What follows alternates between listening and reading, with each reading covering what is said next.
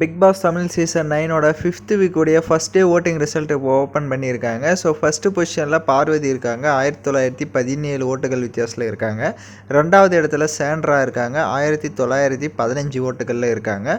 மூணாவது இடத்துல திவ்யா கணேஷ் 1517 ஓட்டுகளில் இருக்காங்க. இவங்க 3 பேரும் டாப் 3ல் இருக்காங்க. அடுத்த இடத்துல விக்ரம் இருக்கார், 933 ஓட்டுகளில் இருக்கார்.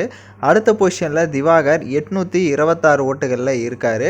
ஸோ அடுத்த இடத்துல வியானா இருக்காங்க, 677 ஓட்டுகளில் இருக்காங்க. அடுத்த பொசிஷனில் கனி இருக்காங்க, 644 ஓட்டுகளில் இருக்காங்க. அடுத்த பொசிஷனில் அரோரா, ஸோ டேஞ்சர் ஜோனில் தான் இருக்காங்க, 503 ஓட்டுகளில் இருக்காங்க. அடுத்த இடத்துல சுபிக்ஷா, ஸோ 453 ஓட்டுகளில் இருக்காங்க. இவங்களும் டேஞ்சர் ஜோனில் இருக்காங்க, வெளியே போகிறதுக்கான வாய்ப்புகளும் இருக்குது.